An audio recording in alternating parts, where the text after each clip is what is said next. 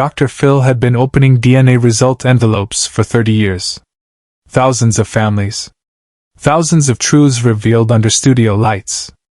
Paternity tests. Sibling confirmations. Family secrets that had festered for decades suddenly exposed in a single moment. He'd seen every possible reaction. Joy. Rage. Relief. Devastation.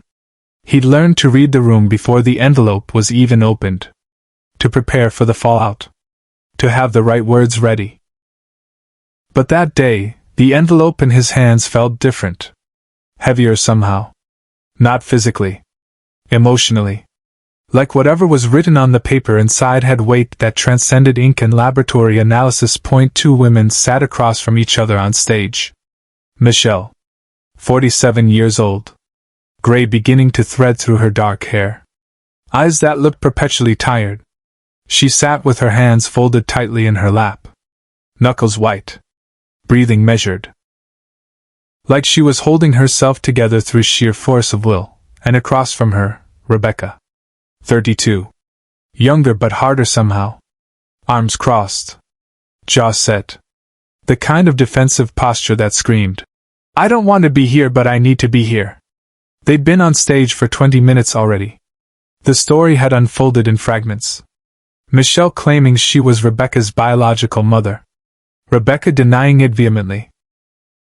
A tale of adoption, closed records, a birth mother who'd allegedly died years ago, and Michelle's insistence that the story Rebecca had been told her entire life was a lie. "I gave birth to you," Michelle had said, her voice shaking. "May 14th, 1992. St. Mary's Hospital. They told me I had to give you up. I was 17. I had no choice. But I never stopped looking for you." Rebecca had shaken her head. "My birth mother died when I was 3. That's what my parents told me. That's what's on my adoption papers. You're not her. You can't be. Your adoption papers are falsified," Michelle insisted. "Someone wanted you to think I was dead. Someone wanted to make sure we never found each other." The audience had been riveted. This wasn't just a DNA test. This was a conspiracy. A cover-up.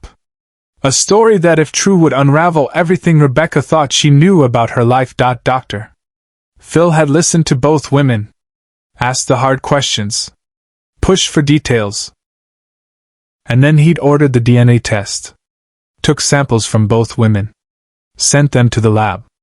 And now, 3 weeks later, the results were back. The envelopes sat on the table between them. White. Sealed. Innocent, looking for something that contained the power to reshape reality. Dr. Phil picked it up. Felt the weight of it. Looked at Michelle. Then at Rebecca. Both women were holding their breath. The entire studio was silent. Even the cameras seemed to pause, as if the machinery itself understood the gravity of the moment. "Before I open this," Dr. Phil said slowly, "I want both of you to understand something. Whatever this says, your lives are about to change. Either, Michelle, you're going to have confirmation of something you've believed for 32 years. Or Rebecca, you're going to have proof that the woman sitting across from you is a stranger with a delusion. There's no middle ground here." Michelle nodded. Rebecca's jaw tightened, but she nodded too. Dr. Phil opened the envelope. Pulled out the single sheet of paper. Read it once. Then read it again. And then he did something he'd never done in 30 years of hosting this show. He set the paper down. Looked directly at the camera. And said, "Stop the tape." Dr. Phil paused mid-sentence. The studio went completely silent. The red recording lights went off. The audience sat frozen, confused. The producers in the control room leaned into their monitors, frantically trying to understand what was happening. Dr. Phil never stopped the tape. Never. This was live to tape. This was protocol. This was how it worked. But Dr. Phil wasn't looking at the cameras anymore. He was looking at Michelle. Then at Rebecca. Then back at the paper in his hands. "I need to speak to both of you," he said quietly. "Off camera. Right now." Michelle's face had gone pale. "What does it say?" Not here, Dr. Phil said firmly. Both of you. Backstage. Now. The audience murmured. Rebecca looked panicked. Just tell us. Whatever it says, just tell us.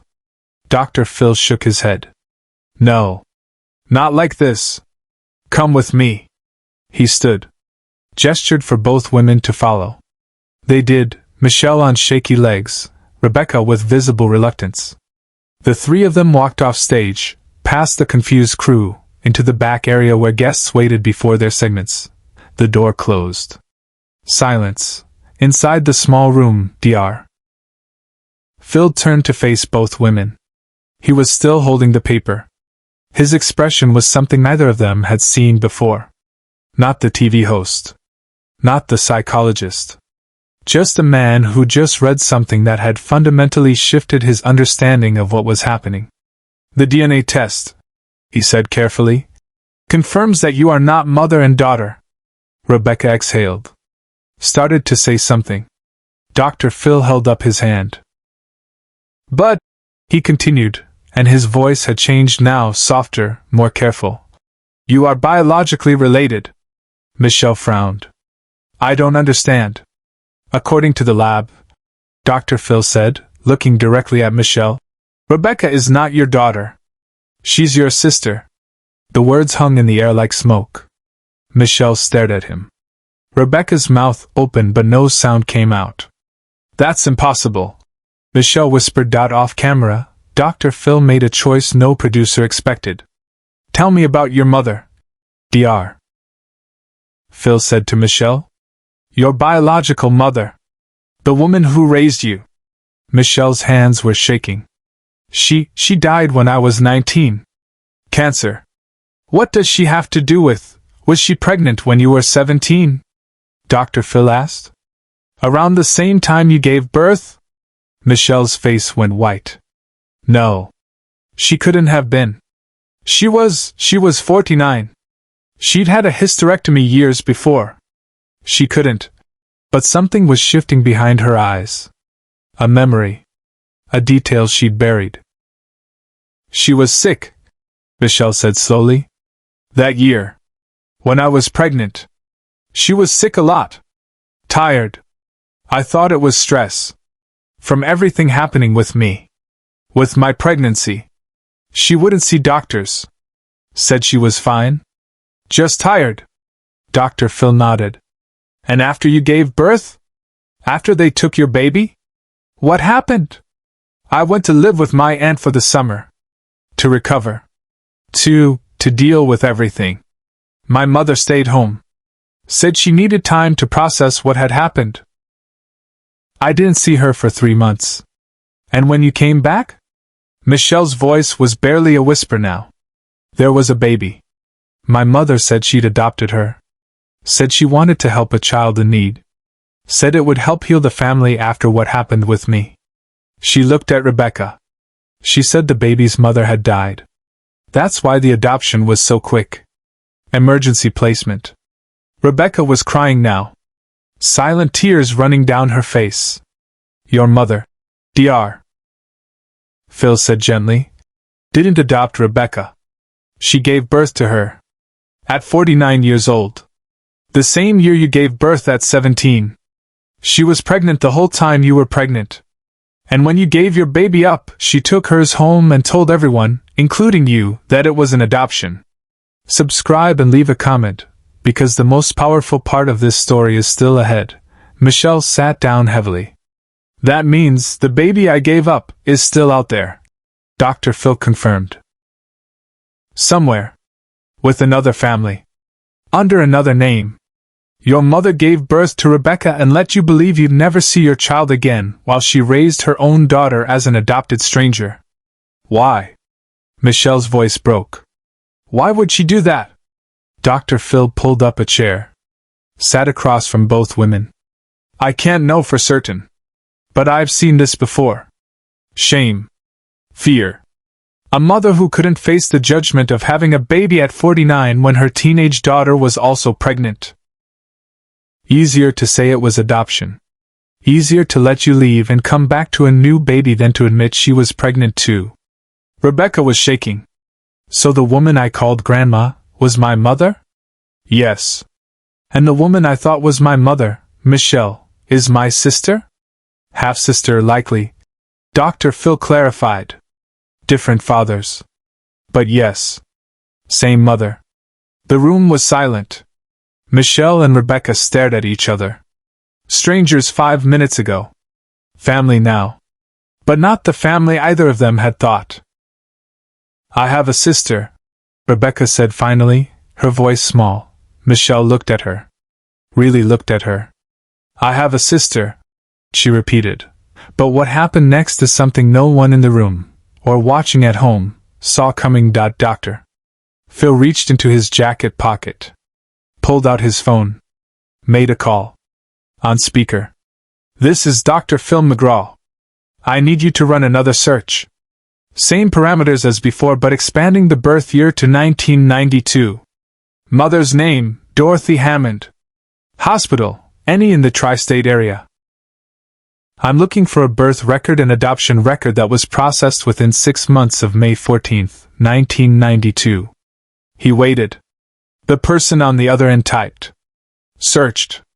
And then found something. Female infant. Born April 3, 1992. St. Joseph's Hospital. Mother listed as Dorothy Hammond. Baby girl. Adoption finalized June 1992. Record sealed but I can see the adoptive family name, Morrison. Family relocated to Oregon shortly after. Dr. Phil looked at Michelle. Your daughter's name is probably Morrison now. And she's alive. 32 years old. Living somewhere in Oregon. Michelle couldn't breathe. You're sure? I'm sure, Dr. Phil said. The dates match. The mother's name matches. And the sealed records match the pattern of closed private adoptions from that era. Your mother gave your baby to another family and brought her own baby home. Rebecca spoke up, her voice shaking. Do you think she knows? Our biological mother. Do you think she knew Michelle was looking for her daughter? Dr. Phil's expression darkened. Your mother, Dorothy, died 15 years ago. So we can't ask her. But based on what I'm seeing here, yes. I think she knew. I think she knew exactly what she was doing. Michelle's hands covered her face. She let me grieve. For 32 years. She let me think my baby was out there somewhere, maybe suffering, maybe wondering why I gave her up. And the whole time, she knew exactly where my daughter was. Dr. Phil reached across and put his hand on Michelle's arm. She also gave you a sister. It doesn't fix what she did. But Rebecca is your family. Your blood. And together you can find your daughter. Rebecca's half-sister. Rebecca looked at Michelle. Do you want to? Find her? Michelle looked back. Yes. Do you? Rebecca nodded. I want to know my sister. Both of them. Dr. Phil stood. Then here's what's going to happen. My team is going to work with a private investigator who specializes in closed adoption searches. We're going to find your daughter. And when we do, we're going to bring all three of you together. On this stage. If that's what you want. It's what I want, Michelle said. Me too, Rebecca added. Dr. Phil opened the door. Gestured for them to follow him back onto the stage. The cameras were still off. The audience waited in confused silence. Dr. Phil walked to his mark. Looked at the control room. Turned them back on. The red lights came on. The audience sat up straighter. Dr. Phil looked directly into the camera. What you're about to hear is not what anyone in this studio expected. Michelle came here believing Rebecca was her daughter. Rebecca came here believing Michelle was a stranger. The DNA proved both of them wrong. They're not mother and daughter. They're sisters. And the real story, the one their mother buried, is that Michelle's actual daughter is still out there. Alive. And we're going to find her. The audience gasped. Michelle and Rebecca stood together. Not strangers anymore. Not the relationship they'd expected, but family nonetheless. Share and subscribe. Make sure this story is never forgotten. 6 months later, the three sisters met on that same stage. Michelle's daughter, now named Jennifer Morrison, flew in from Oregon. She'd known she was adopted but never knew her birth mother had spent 32 years searching. The moment they embraced, 3 decades of separation collapsed into one moment of reunion. Dr. Phil kept the DNA results, framed them in his office. Not as a trophy. As a reminder that truth doesn't always arrive in the form you expect. That families can be shattered by secrets and rebuilt by honesty. And that sometimes the story you think you're telling is actually the beginning of a much bigger one. Michelle never got to confront her mother. But she got her daughter back. And she gained a sister she never knew she had. Rebecca discovered her grandmother was actually her mother. And found 2 sisters instead of the stranger she'd expected. The truth didn't erase the pain. But it gave all 3 women something more valuable, each other. And the knowledge that after 32 years of searching, the family that was torn apart by one woman's shame was finally, impossibly, whole.